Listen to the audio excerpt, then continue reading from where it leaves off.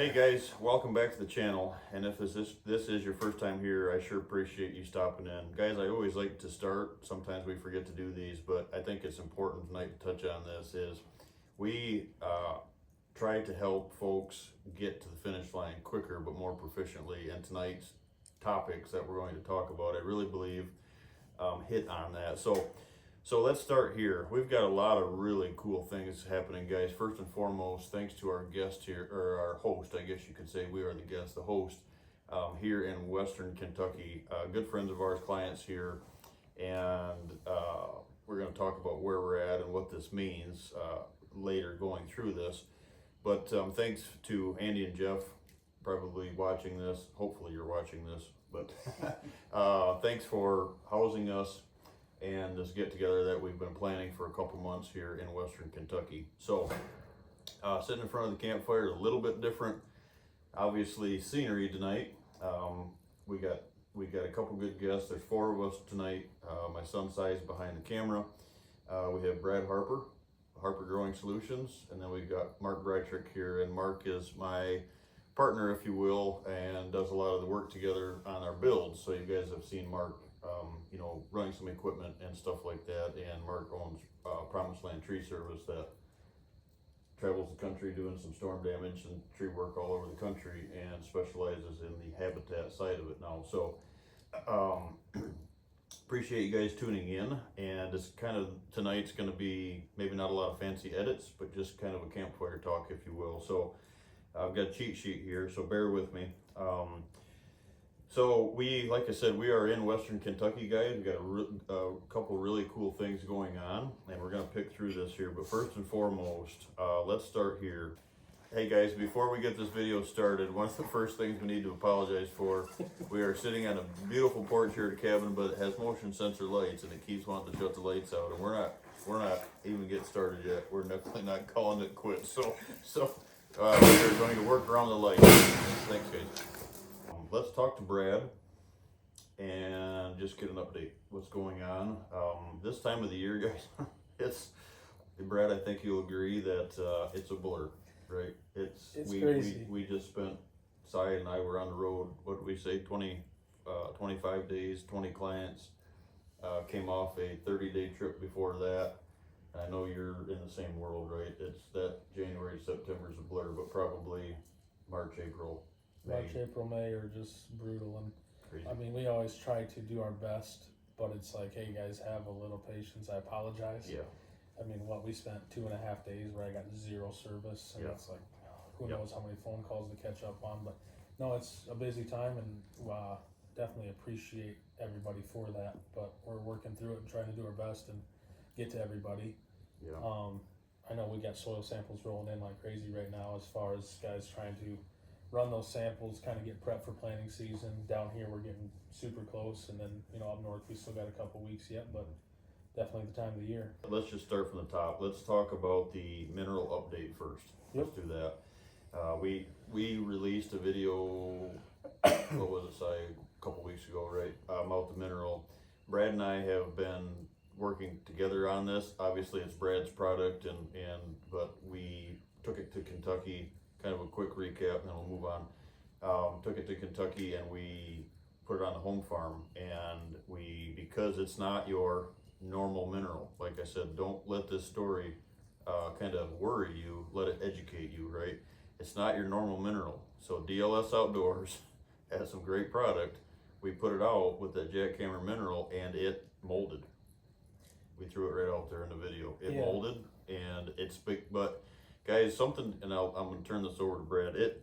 It's not your normal mineral, and the folks that I have had using it can agree to this, but we're testing it all over, right? Not only at the home farm in Kentucky. South Carolina is one that jumps out to me. A couple guys in Kentucky. We were even sending it to some stuff in Michigan.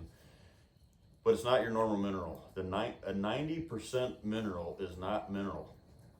A 90% salt mineral is not mineral. Yeah. It's salt. Let's just throw that out there. It's salt. It might smell like apples, but it's salt. So I'm going to turn it over to Brad. Brad, why don't you talk about where we're at, or where you're at, and what we're doing moving forward? Yeah. So we've had the regular jackhammer mineral from DLS for a while now. I've been using it. I want to say 6-7 years, and the results have just been phenomenal. So we've been steadily growing at a good pace and just branching out, keep getting farther and farther away from home for us. And then when me and you got in touch, that it was get it to you, and your first words were, 6 hours, and they're just eating mouthfuls. And I think that's something to throw out there is like, when they're eating mouthfuls at your place, what are they deficient in? So it was really interesting. So that first month or month and a half was great, and then we started getting the rain. And back home in Michigan, we're getting snow and frost and the cold, and I think that's the main reason why we didn't see that ever. Yeah. So once we get, in the south, their winters are warm, humid, rain, not cold, freezing, and snow, and we were getting mold. Well, and when we say rain, Brad, let's make that clear. We didn't get a half inch. We got 9 inches in 72 hours. And it soaked it. Now, it's uncommon, right? Correct. But just a couple weeks ago, Mark over here in Western Kentucky, they got 13 inches or whatever it was, right, in 72 hours. So that's what started it. But I do want to touch on something. Most companies would have said clean it out and use it again.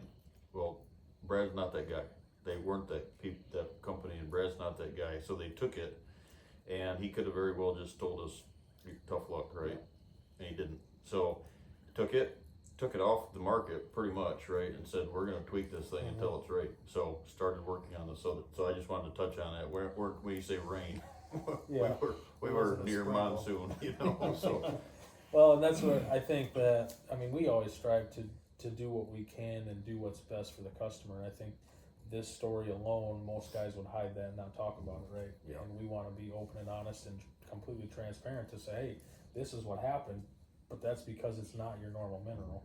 And this is what we're doing to fix it. So we've been really playing with it. It's been 6 months now, I think, to where now we have the new batch.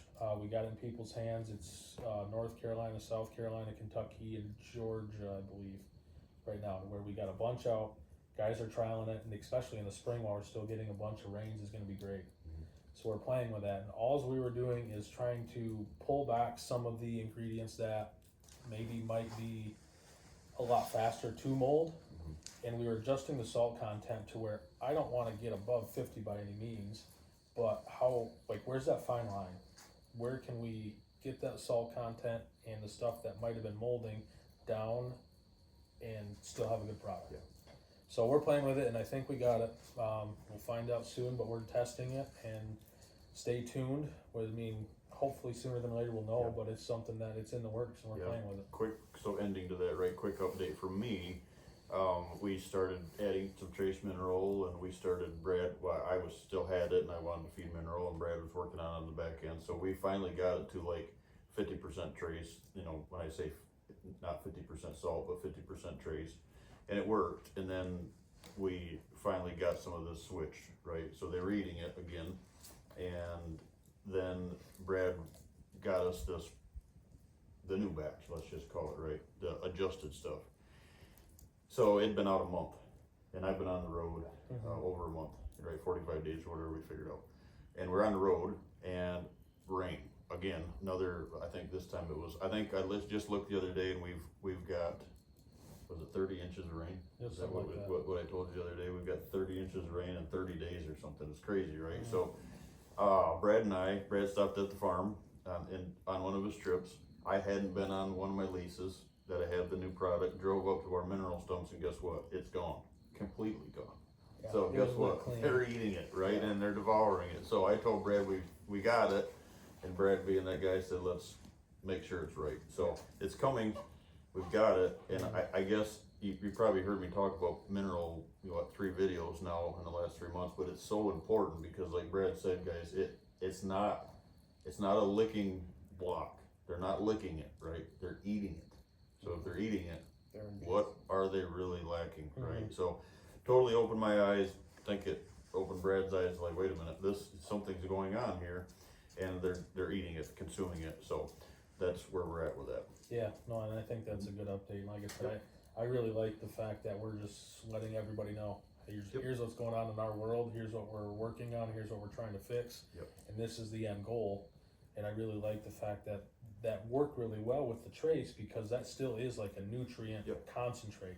You know, that's your little pack too. You could mix that with other stuff and still get that nutrition that normally you can't go to just the co-op and buy. So just keep you guys updated on that, and we'll let you know as soon as we know more. And Yep. keep So playing. touching on that, right, the new blend, you will not have to add the mineral or the trace. Obviously, we were just doing that to get some product out and keep using it while it was adjusted. So I had a client ask me that the other day, do I have to still cut it with trace? And the answer is no. So Yeah, not you don't have the new to. stuff. So But you could. you could if you wanted to, but Yep. you don't have to. So okay, moving forward. So good habitat projects, guys, that we're doing right now. And the reason I'm going to touch on this is kind of a all of us topic. This time of the year, not only when we're designing properties, but building properties, but I'm always, building a habitat plan for folks, for clients around the country, but also getting a lot of, comments, questions, emails that are being sent in, like, what can we be doing now? Like, what can we do before you get there? Or, what do I need to do on property maybe I haven't designed, right? There's just a lot of people trying to beat a deadline, maybe, we're all busy, right? Family and friends and traveling and whatever the case is, and business, and we just, obviously, this is what we do for a living, and we have a lot of work to do, right? Because we don't get time to do it. So when we get time to do it, of course, we have a list just like everybody else. So, good habitat projects, guys. I think right now we're coming out of the time where, like, most of the country, these, your burning and stuff is probably on the tail end. I don't know, maybe Wisconsin, Michigan still in that, that dormant season burn, but she's pretty green, right? Yeah. Especially with the grass is greening up and it's just not the time to burn. So this, we go into this, a lot of the clients are doing a lot of tree work, right? Getting a lot of that canopy opened up, getting a lot of that saw work done in the bedding areas, maybe doing some hinging if you need any, trying to do that before it gets real hot, right? So that's a lot of things that you can be doing. Another one that jumps out to me, guys, I think it's probably one of the most important, could be one of the most important pieces that a lot of folks overlook, is the simple fact of getting water holes established. May, June, getting that water hole established, guys. I've said this 100 times and I'll say it again. If I had my choice of a food plot and a water hole, it's not even a question. I put a water hole in. It's such a piece of the water, of the huntability, and Mark can attest to this. Absolutely. Mark's got a really good sized farm over here in Western Kentucky, and that water is such a draw, right? It's such a piece of the puzzle. You've got your licking branches. There's another thing we could be doing, right? Getting that line of travel promoted.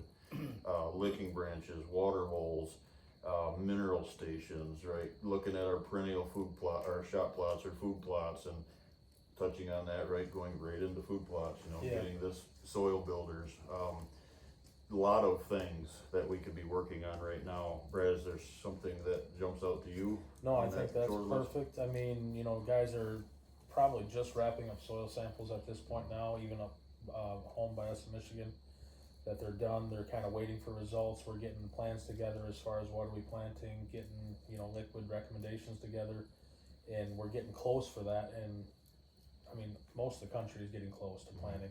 But like you said, mineral sites, as far as I'm concerned, like I wish in January guys are starting mineral, help relieve some of that stress after rut and a hard winter, and we start prepping. So, keeping up on that, that's just such a huge time, especially now that we're growing antlers. We got does ready to drop fawns. That's going to help milk quality, milk production, fawn recruitment, and all that stuff. So keeping up on that. And like I said, hopefully right about now, everybody's done with soil samples and kind of getting those sent out. Yeah. I'm going to touch on something, guys, and I preach this a lot, but I think it's very important. Every year, there's many things that you hear and you learn and you educate yourself on, you educate your clients on. One of the big things that I tell everybody a lot is that a successful food plot does not start in the fall. It doesn't start in August, right? Is that where you plant sometimes? Maybe. But a lot of times, yes, right? Depending on where you're at in the country. If you're tuning in from Alabama, maybe you're planting your fall food plots in October. Moral of the story is it doesn't start when you plant the food plot. It starts in the preparation, right? Mark's been planting food plots for years and is covering a lot of ground, and it just it doesn't, it goes beyond, I think, right, Brad, am I touching on this right, trying to explain this, is it's, a lot of folks, you almost, if you wait until August to plant, To start thinking about it. start thinking about it, or you're so late, right, and then it's just a Hail Mary at that point. And so the light bulb went off with me years ago is when I started realizing, hey, what if I could prep the soil, right? What if I could make the soil healthy to have a healthy food plot? Not what can I do to feed deer? I mean, that'll come when your soil's healthy, but so one of the things I always touch on is kind of a joke with clients anymore because of no-till versus till, but I get to some areas and folks say, well, I don't need to do summer food plots, or I don't need to work on my soil health because my soil's black. Illinois, and parts of Wisconsin, black soil. Well, that's the true. It's feel blessed that you have great soil. Because I don't have great soil. I know Mark's not in an area with great soil. Brad is spoiled in Michigan.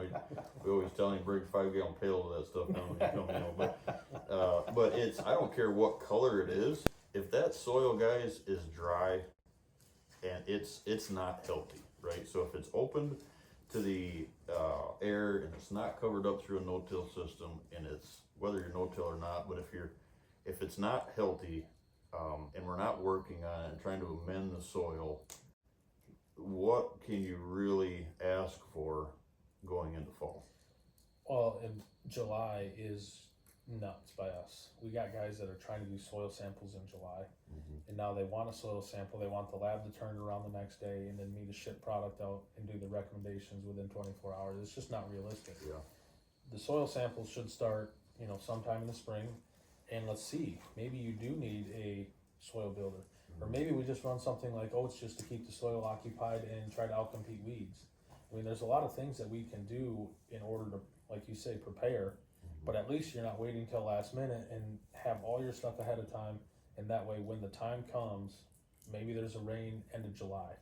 Hey, this looks really good. I'm gonna do it now. Or guys down south, you add weeks the farther south you go, but at least you're prepared. You got all your stuff. You got your seed, your fertilizer, everything else is ready, and you're just not last minute throwing something together, because for a lot of properties, that depends on your fall.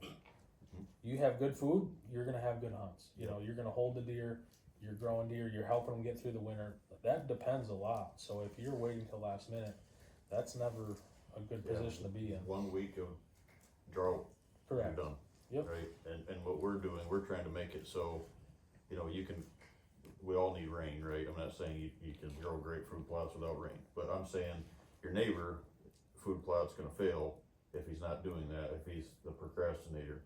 You're planting and whether it's a cover crop or whatever the case is, and you're mending the soil, and you might get 2 weeks or 3 weeks before rain and still have a chance. Right.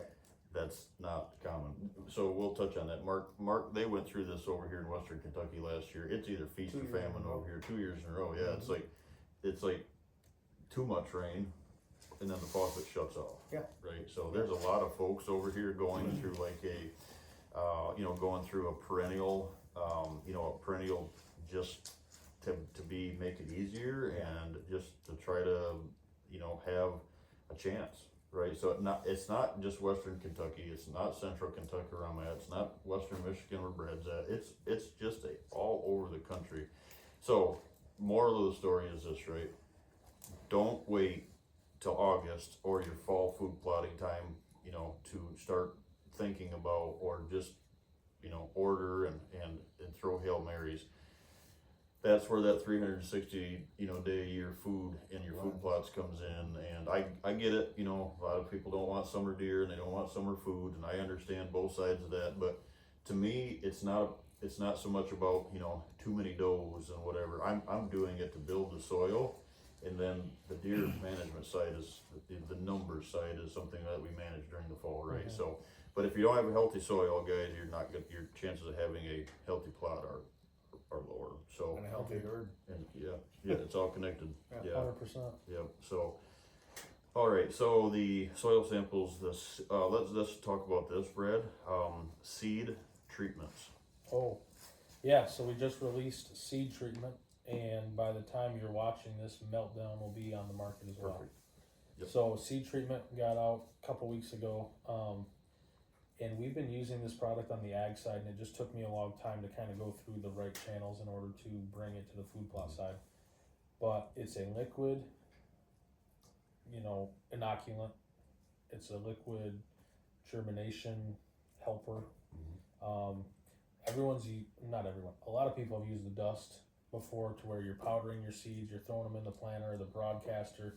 That's going all over the place. It ends up on you half the time you get done, and it's full in the bottom of the seeder. Yeah. And the liquid, once we switched to it on the ag side, not only were we getting better coverage with zero waste, but what we're able to do with the liquid now is incredible. So it's a lot of biology. There's a little bit of nutrition there, but it's that biology that we're adding. So a lot of the times we're not, optimum in biology in our soils. We're using herbicides, we're tilling. Down here we got guys that are just ripping all the topsoil and throwing it off in the woods. So biology is not the best. But if we can slowly but surely, every time we plant, add some, not all that's going to make it. If you have 10% of that biology that you just made it, that's a big deal. Yeah. So what happens is when we add that to the seed, we get that in the ground, that's going to improve your germination, that's going to improve your root mass and your consistency of your stand, that's going to improve plant vigor. And when we did the trial last year, just on the brassicas from the food plot side, I could talk on corn and beans and potatoes all day long on the ag side, but just on the brassicas, when we did that trial, we had a drill and we did the 2 outside boxes. So that way I'd have 2 rows next to each other and then 5 in the middle with nothing. And those 2 germinated within 4 or 5 days. The others took another 4 or 5 days to germ. Wow. And then the whole time, those 2 rows were 2 inches taller all the way through. Really? Yeah. So Brad, talk about the application part of it. How do you do it? So what I like to do, let's just say we're broadcasting. Yep. Put your seed in a bucket, and I'm adding half or a third, and it just comes in a spray bottle. You're just spraying it, mix it up, spray it a little bit, add some more seed, spray it, mix it up, spray it. And it's the same thing with a drill, really. You just might do it in the drill box, the seed box, compared to a 5-gallon bucket before you broadcast. However you're planting, either way, you can put your seed in a bucket, spray it, mix it, and then pour it into whatever needs to go out and plant. So it's not tacky enough, let's say, right, that it's going to do anything, plug up or something in the drill. No, and we're using just so little. I know me and you had just talked about this as far as application rate. When I'm planting a whole bag of soybeans, a bag an acre. Yeah. I'm using 2 ounces of seed treatment for So you spray 2 ounces on the whole bag? The whole bag. And that was my question, how much do you use? Yep. So you're literally just putting a little bit of seed, just a couple sprays, and by the time you mix that liquid is really transferring to that seed really well. But by the time you get some of that seed dust and everything else and that inner matter in there, it all just spreads out and it dries out to where it's not clogging anything up. But it's just enough that all you want to do is just get a little bit of that on those seeds. Yep. So a question on that, so compare that to seed that's got a seed coating on it. Is this the same type of in a way thing or different? Most of the time it's different. Yeah. Because a lot of the times those coating, the inoculants, I should say, right, are different because that's fungicide or insecticide or miticide or nematicide, to where your inoculants are different. Right. As far as the coating goes, that is very comparable. Okay. Because that coating is made to help germinate, help push an even stand, help with root mass or vigor. So where that is comparable. Right. Okay. Now a lot of the clover seed, I don't like that coated because now I'm buying a 4-pound bag of clover and you look at it and it's 50% coated and now I got 2 pounds of clover and 2 pounds of coating. I'm not a fan of that. But the added coating to where you buy your bear seed or whatever and you go buy a 2-pound bag of coating and you're supposed to dust that on there. That's where really gonna stick. Correct. Yeah. And that's where it's okay, do I wet my seed and then try to dust it, or do I just throw that stuff in there, mix it and pray, and next thing you know I got 5 pounds of coating on myself or whatever. But that would be the best product to compare that to. So what got me thinking of that was, a lot of times you can buy seed from different places, and if it's treated with a coating, it's just a lot more expensive, and a lot of times. So this would be a way you'd be able to buy more seed, have the same finished product for a lot less money. Because you're buying. So good point, Mark. Because you're buying seed that's already treated. Yeah. So how much seed are you really buying, and how much coating are you really buying? So if you do it this way, it's not that, I mean, there's some strength in that, right? It's coated seed, obviously, right? But you're not losing any to dust, but when you buy it, you're buying all seed. All seed. And then you're putting it on, Treating it, so you're not wasting. Yeah, and clover's a perfect example. Clover's not cheap. So when you look at like a half-acre bag of clover, that's X. Or if you go buy a half-acre bag of clover that's not treated, 2-ounce bottle is $9.99. Yep. That can do up to 2 acres. So that could do 4 half-pound bags of clover if you wanted to. Right. So that's $2.50. Yeah. That you can't touch that anywhere else, and that's what we're doing. We're doing a lot of work to try to keep that price point there. Yep. Because I wanted, after we seen the results, I want that to be on everybody's. Like it worked so good, and we seen a little bit of better drought tolerance on top of everything else. It's like, okay, we need to do whatever we can to keep that price point down, and that way we can buy bare seed, buy 1 bottle, and that's going to cover up to 2 acres. Like that's awesome. Cool. So the next step of that, right, or the other product is meltdown. The meltdown. I like that. I know we've talked about it before. The reason that we brought this in, so we used it on the ag side in corn, and it didn't really click at first, but then I had a ton of guys calling saying they had issues in switchgrass. Michigan being number 1 because we don't do a lot of burning. Okay. So when guys aren't burning and they have a thick switchgrass stand, all that is just matted down, and you got lodging, and Thatch. it's just so much thatch. What do we do? And I was like, holy smokes, we got this product that we're using on the ag side for corn stubble. It's biology, and it's decomposing it, and it's literally just eating it so much faster than letting it go natural, because you're adding that component of biology on top of it with a little bit of carbon and a little bit of nitrogen for food. Yep. So on the ag side, Brad, touching that, so you're using it you spray it on as an application at X per rate, right? But it's meant to, like, it started right on the ag side to decompose or break down corn stubble, stalks, and chaff, right? Yep, exactly. Yeah. Get it going. The rate on that is a quart per acre on average. Okay. And we'll stick with this for a minute before I get to you. But a quart per acre on average. And what they were doing is spraying that after harvest. Maybe they go roll that over, and then they're doing an application of that in the fall. Okay. Now, it because it's biology, it depends on your degree days. I mean, as soon as it gets cold, your biology is going to go dormant. But then when it gets warm again in the spring, that picks back up. Okay, so you can use it for corn stubble. You can do it for the thatch that we're using a no-till, like crimping your rye down. Crimping your rye, switchgrass. Like when we run our HD screen, half the time, like, what are you going to do with that bamboo stuff? Because it's so big and so thick in the spring. What do we do with that? Roll that over, spray this on it, go plant your screening in another, move over for your 15 feet, but now you can still run a summer crop, because that's going to help break that down so much faster. It's not just a barren wasteland, not knowing what to do with it. Well, and we're strong in the crimping the rye, right? We've been working on that together for years. And what that system is you get to a point where if we don't have a really good growing season, let's say dry, and then a period of where it's wet, we get some rain, we go back dry.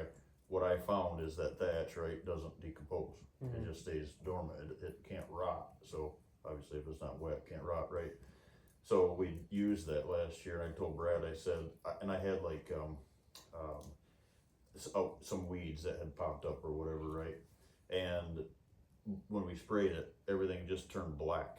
It ate my thatch, not all gone, but I could tell it did. That plot had a black tint to it. You could sit from afar and see the black tint. I mean, the stalks were black, and I never had it before. And the only thing we switched was meltdown. So it does now. Do we want it to eat all the thatch? No. So one thing we talked about the other day is actually like in bedding. I never thought about this, but like in bedding areas, or that maybe you can't burn, needles. But you're spraying on leaves. Pine needles. You're spraying it on the leaves, and it's eating it away. So let's make that clear, right? It's not as good as burning. Correct. But if you have to get rid of that leaf litter, you don't. Sometimes you don't have a choice, right?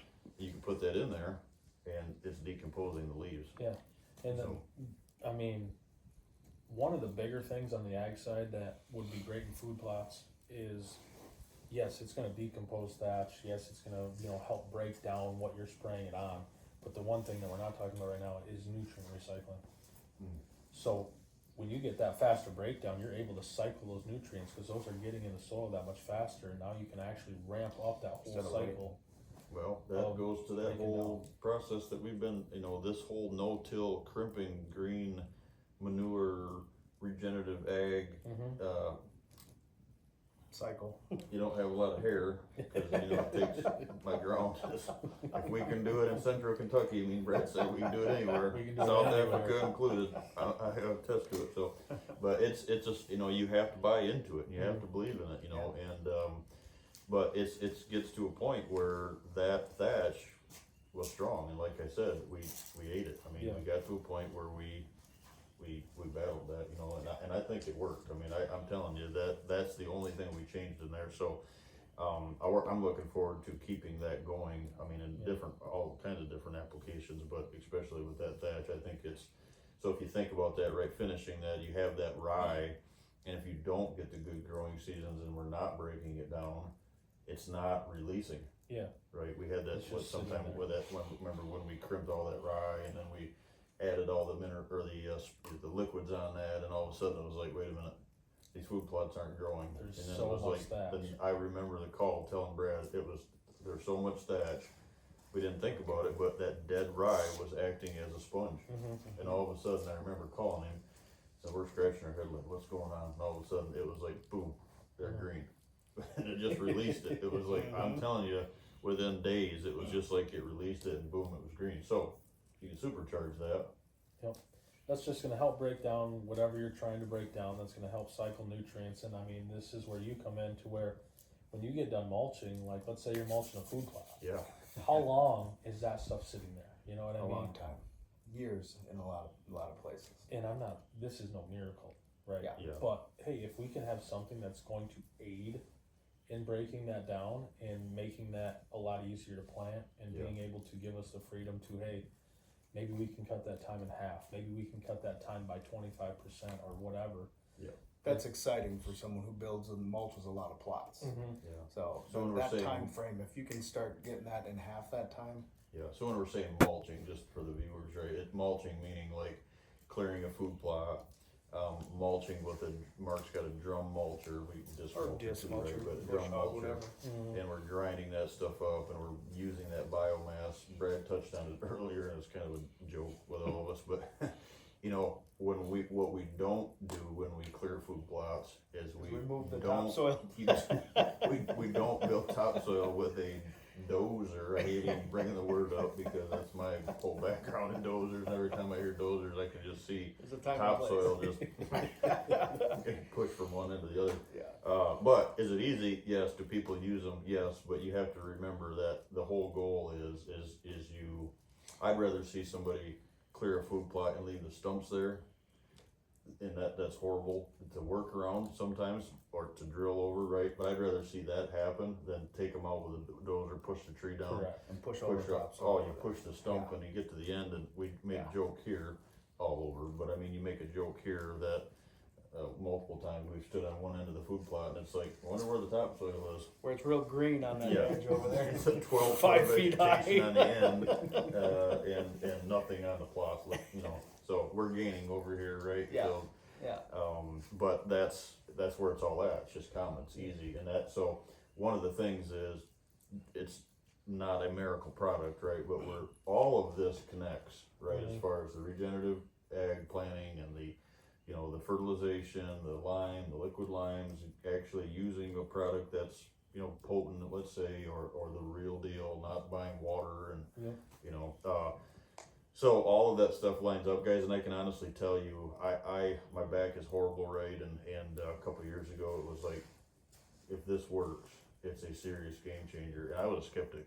I told Brad up front, I was a skeptic. I think a lot of people are, but when I seen it, touching on that, we talked about this the other night when we got together. Mark's got a picture, maybe we can share that with you, but has a picture, and he shared it in a group text one time, and he said, hey, I wonder if Brad's product works on this food plots. Like, almost blinding. It's like October or whatever it was, but November. Yeah. And he's sitting in a redneck looking over the, from afar in the food plot, and all of a sudden it's just bong, it like glowing, and it's this deep, dark green, lush, nutritious food plot. And never had that before No. on that plot.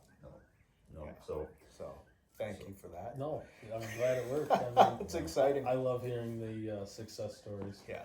But I think to wrap that up, when guys are mulching and clearing food plots, I think it's just a tool that, hey, if we can save some time and get to our end result faster without, doing anything crazy, I mean, it's going to be a great tool for everybody. And when we do it on food plots and switch, we're at a court, like I said, but when we're doing the wood chips, or you still have some branches in there, there might be some stumps in those plots, we want to bump that up to 48 ounces per acre just to add a little extra. And then if we can just get something growing there, get that biology in the soil working, we're only going to pump that up and make that go faster. So awesome. Just wanted to touch on that.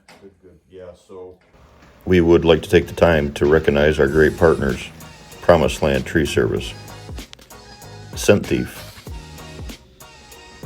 Painted Arrow Outdoors, Ace Power Equipment, Harrodsburg, Kentucky, C6 Land Clearing,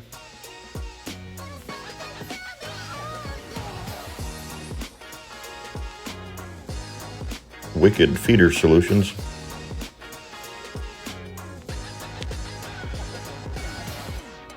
DLS Outdoors, Full Spectrum Products, and Harper Growing Solutions. Anything that we can, always educate you guys on and bring you stuff, because like Brad just said, the success stories are great, but even more important, I don't think there's just not a lot of people out there that you can flip a YouTube channel on and say, okay, we failed, or we're trying this, and we come out with something that's better. Edit, just the positives, none of the negative, right? Well, and that's, we sit here and talk about this stuff. Well, how many things have we tried in the last year that it was like, okay, well, that did not work like we thought whatsoever, and move on to the next and keep trying. I mean, like my food plots look like a checkerboard. I got a 30 by 30 little square where I'm trying something here and there, and it's okay. Nope. Ooh, we got to look at that again. Now I bring stuff to you guys, and then next year we're talking about it here. So. My farm's the same way. I've been using stuff with Brad, had different seeds, and we're switching this and adding this and taking away, and all of a sudden you just get into this spot where it works, right? Yeah. But then you go 5 miles down the road, somebody's got different dirt. It's not the same. There's not. I think it's easy as to fit this one hat fits all food plotting system, just buy a bag of seed, or buy this magic liquid, and it fits everybody. And it's just not the piece, right? It's what are you planting? What's your dirt? Where's your goals? nutrition? Well, you hear that goals? all over, and the soil samplers are so important, and how many people just skip that step, Correct. and guess. It's And the it's an easiest. expensive guess. I've tried it. Well, a soil sample is cheap. How much is one bag of granular or a half a gallon of liquid? All right. I mean, that $15, $20, $30 test could save you a couple $100 at the end of the year with lime and fertilizer and everything else. I mean, I get so many guys too that, what's your goal? Oh, I'm gun hunting this property, and it's like, okay, well, why do we want to look at an early season food source thing?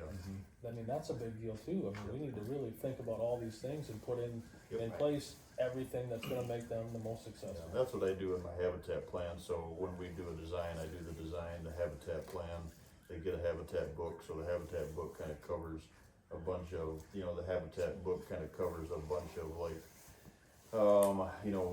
what could you try, or, not saying that you have to do exactly what I'm saying in that habitat plan, but I'm taking out of that book and fitting that property, cause like you said, is it a gun hunting situation, do you have the opportunity to hunt on shop plots?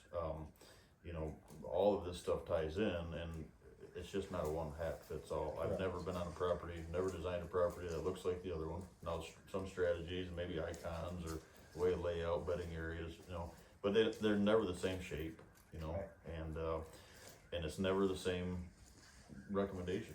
You know, it's food plots, shop plots, it's all different. So I think the system that we've got is it's just getting to be a well-oiled machine, guys, to have me designing and building with Mark, and now having Brad that, you know, goes in or it gets with these clients, and, you know, from the mineral to, you know, the miscanthus to the switchgrass to the food plot seeds to the trees. I mean, bush habitat, it's like, it's a complete cycle now, right? And we're always learning from each other. So what's great about something like this, we don't get a lot of opportunity to have these conversations, you know, and just kind of update and let everybody know where we're at. So yeah, thanks, Brad.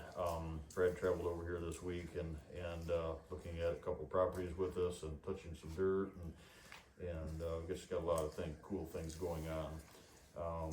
So thanks for your time, Brad. No, I appreciate you guys having me, and yeah, always a good time, number one, but we always learn something. yeah. So you guys probably have seen, we made a post the other day that kind of the stay tuned, right? There was something big that we wanted to announce. Mark and I have kind of joined forces, and we've been talking about this for a couple of years now. Yeah. And our goal was to try to find the right piece or pieces.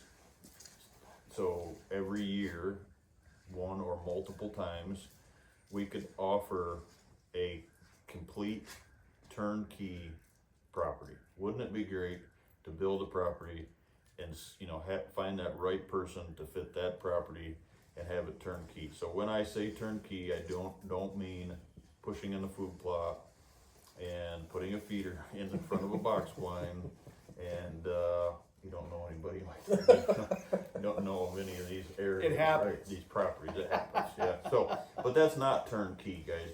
Can you hunt them properties? Absolutely. Are they sold every day? Absolutely. Yeah.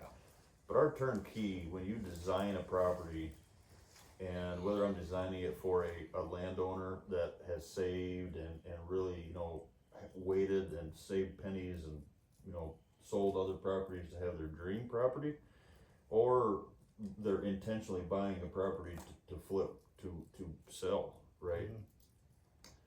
There is a lot to be said for, so a couple things we're going to touch on, right? So one, we found that first property.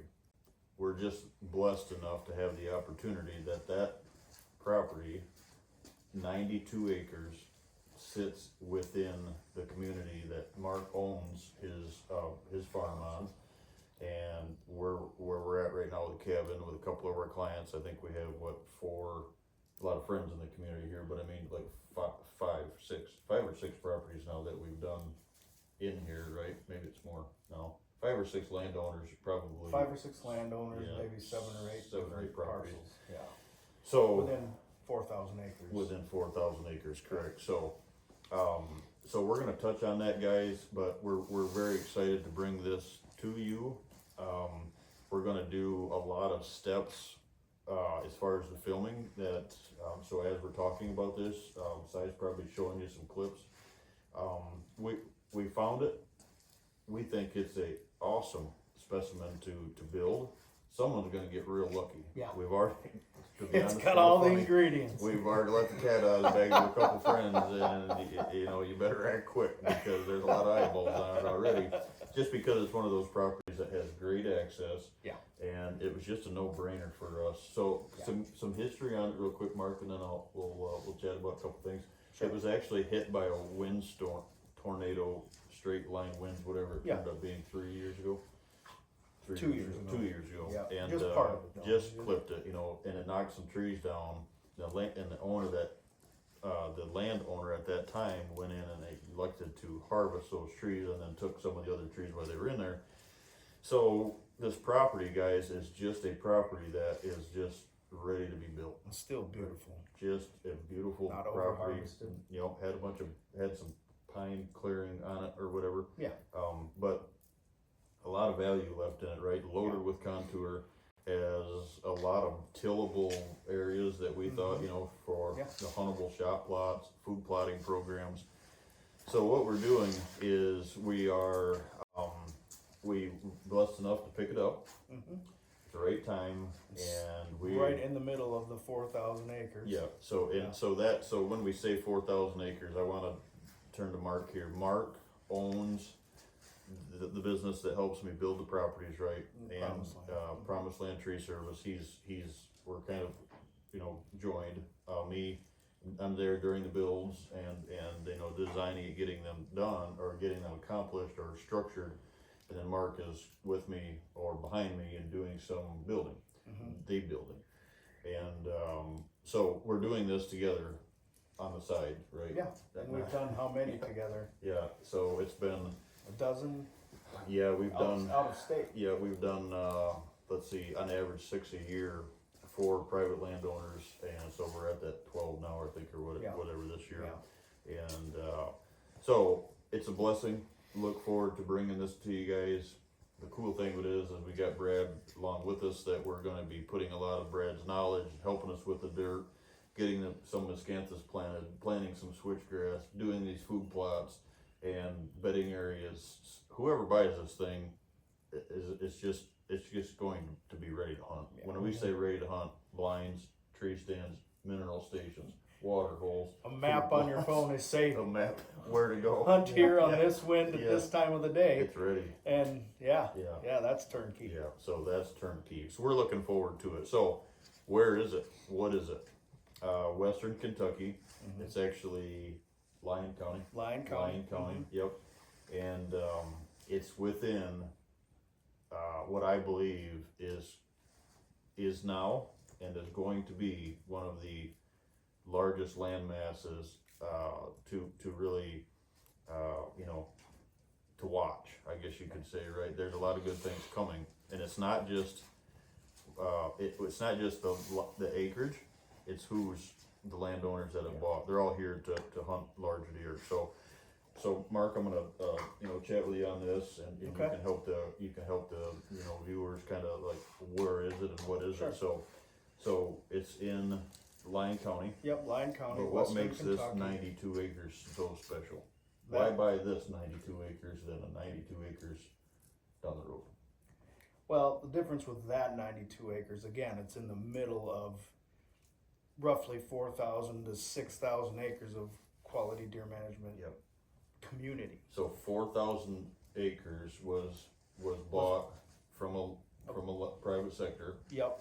Put into development. Yep. A couple And of then years we've got ago. a few landowners on the outside. Broke it up into roughly 200 acre chunks.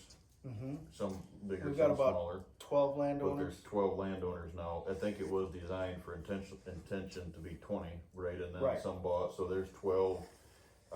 There's 12 landowners. Yeah, and it's all spoken for at this point. Yep. So one of the original landowners, friend and neighbor, had some changes in life where he, wanted to purchase some other properties, and asked if we were interested in it, and we're able to pick it up, and sight unseen, seeing the pictures, the bucks his daughter had killed the last few years on it was enough to spark anyone's interest, right? Yeah, Brad got to see those today. And we know that he picked up some sheds off from that and other properties around it.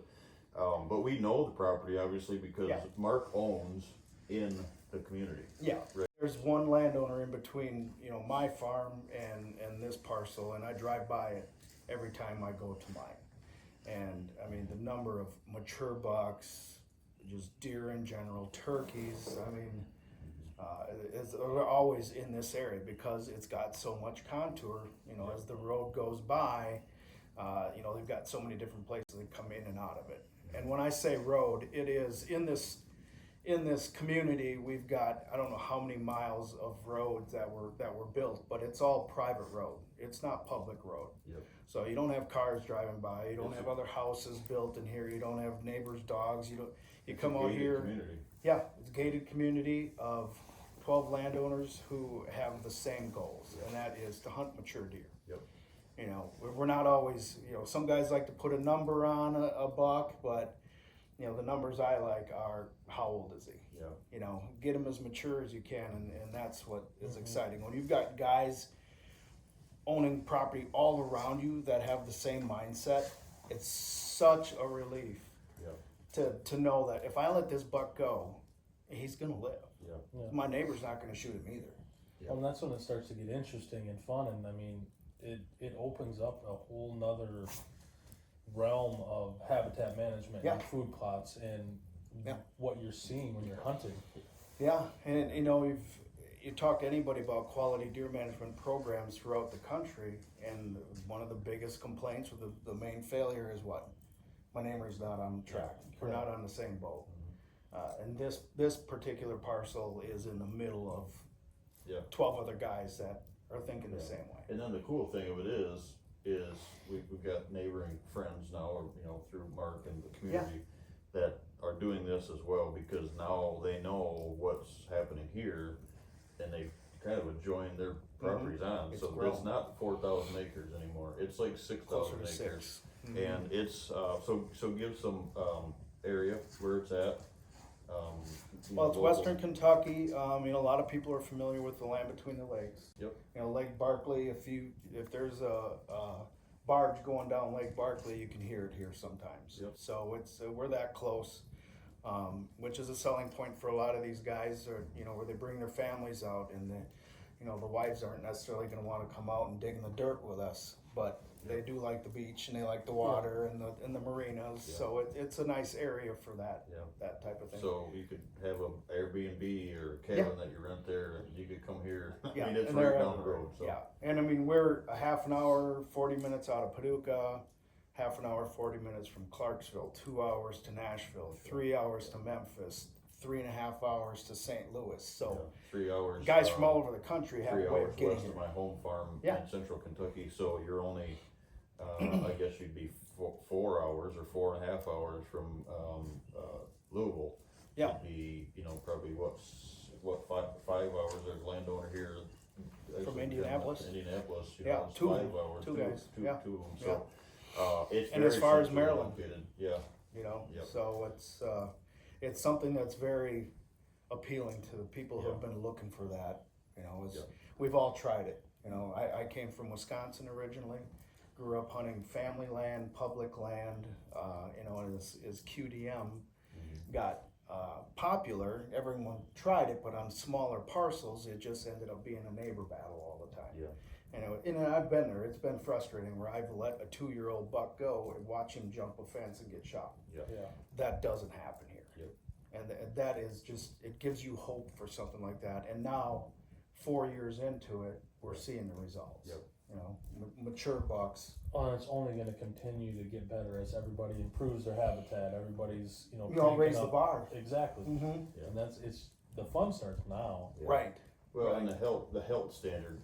Brad touched on something when we were out on the farms today, and he said something along the lines of like, how many areas are there that actually this many people trying to better the dirt, better the soil, and when that comes, comes herd health, and how many people, inside of that amount of acreage are doing that, and then to throw everybody in that blanket, if that makes sense, right? 4,000 acres might be spread over. I mean, do you reach that in 20-mile area? Right. Probably not, right? This is all And it's all continuous. under one blanket, under 4,000 Yeah. acres. So Yeah. I feel blessed to be able to be able to have an opportunity to be in this and have the clients that I have in here now, and it's really starting to come. There was some buildings, some stuff on some properties because of the way it was cut, the way the food plots were done before we got a hold of it. Yeah.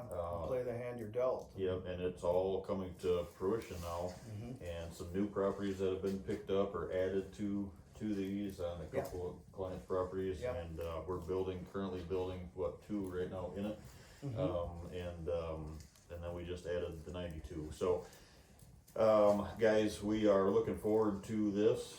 It's something I've been wanting to do for years, and it's not just this one. We're going to do this one. We're going to do more.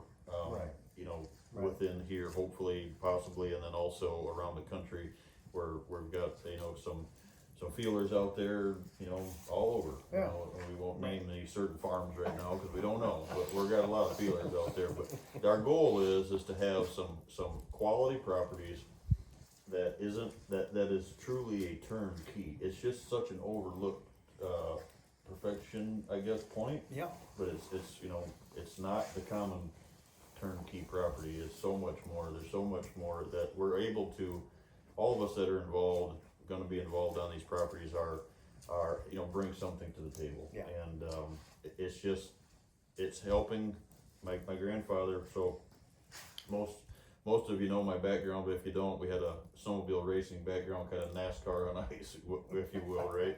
So kind of one of those, you know, farming, those terms, right? If you want to make $1 million being a farmer, start with 2, right? So if you want to make money doing racing, you're probably, you know, you're in the wrong sport. But my grandfather always had this thing. He said, "Speed costs money. How fast do you want to go?" And Right. if that doesn't talk about Yeah. the deer hunting habitat world, right? And it is. It's not that it's not all about the money. It's just about helping people get there quicker and not have to struggle, because there's just certain things when you do this for your 9 to 5, which we all know it's not 9 to 5, but I mean, Right. your daily business, there's just things that you learn that other 5 folks. to 9.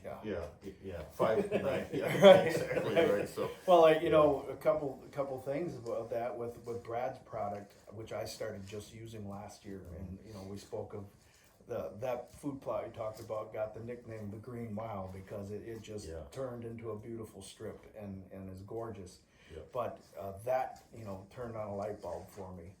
And then of course Quick used it on a lot of my other parcels, and it just is speeding up that process, is what we've had with some of our other clients out here. You know, doing the fall and summer blends, you know, trying to build the soil. It's a slow process, using the lime wag and spreading egg lime and the, you know, renting and spreading thousands and thousands of dollars of fertilizer. I can put his product in my 200-gallon sprayer and go out and apply it and get the best results I've ever had. Yeah. That's a game changer. Yeah, it is. Yeah, because then you can focus on other things. I mean, we've all got families. Mark's got 2 young girls that are in sports and graduating high school soon, and it's just crazy, right? I mean, Brad's got 2 youngsters, right? And business And I've we're all got- busy. You Yeah. know, and that's the thing too that we can take with this 92 and all of the properties that we hopefully are involved in the future is our clientele are busy people. Yep. You know, you get to our age and whether you've been hunting on someone else's property or public ground or whatever, finally you get to the point, okay, I made some money, I want my own now.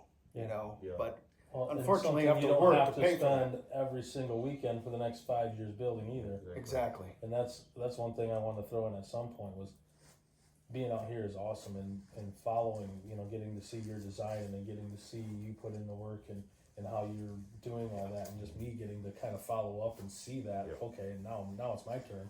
Yeah. That's awesome for me, and I love that part, and I always learned a lot, and that 92 being so diverse and watching you guys just kind of walk through that, and okay, this is how this has to be, to where that guy doesn't have to spend that time or effort Yeah. or How long struggle. have you had to try to figure that out on your own? Yeah, no you know, kidding. now where you got guys that have got a plan, and we've done it all over the country and successful. Mhm. And I've had the success on my own farm. Josh came out and, you know, designed and helped me build my farm, and instantly started seeing results. And you've seen the pictures. Yeah. You know, it's and it's fun to be that guy to say, "Hey, look at my daughter's That's shot." right. Yeah, exactly, yeah. So Yeah, well, We're excited. We're really excited, and we're gonna be doing some more like we're hoping to get it built quick, right? There's already some attention on it, so we're hoping to do like some real, you know, in timely videos on that to show you the progression. So as it grows, we'll keep you informed. And we're looking forward to it. So, is there anything else you guys can think of that we didn't cover tonight that we need to cover? No, I just want to say thanks, you know, to the hosts for having me, and thanks for you guys for having me. Yeah. It's been a riot. yeah, Jeff and Andy have been great. Mm-hmm. Yep. That was Yep. awesome. Clients turned into great friends, and that's what this is all about, right? We were on a property today, and I said to Brad, you know, it's I think that family connection that we all have. It's like, you know, wouldn't it be great to have, you know, we talked about your boy, you know, being one of those that had a hold of them, you know, horns, and that's what it's all about. It's really a long-term goal, and for everybody, not only for our business, you know, but our family, and we hope and, you know, pray that everybody gets an opportunity to see something like this. And like Brad said, right, sometimes you see it at the beginning, you never get to see it at the end. And you know, we're designing, we're building. Brad's getting to see like the products in use, his products that we're using, and then he's coming through and he's adding a bunch of this habitats, you know, bush habitat or miscanthus or grasses behind it, and it's like you just watch the whole thing take shape. So we feel very blessed, guys. We don't take it for granted. I'm speaking for Mark, but I can, you know, Absolutely not. Yeah. So we're looking forward to that, and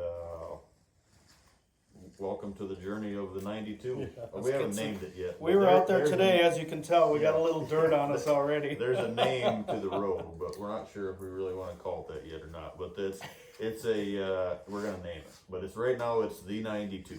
So stay tuned, guys. We look forward to seeing you on the next one. Busy season, and thanks for being patient with the video. Si's doing an excellent job. So kudos to the That's right. kudos to the man Keeping behind the lights on, literally. Keeping the lights on. Motion picture. You're doing a great job. So, great job. So we appreciate you, and we appreciate everybody else that has a hand in this. Mark's employees and family, friends, and everybody, especially Brad. So we look forward to the next one. Thanks, guys. Thank you.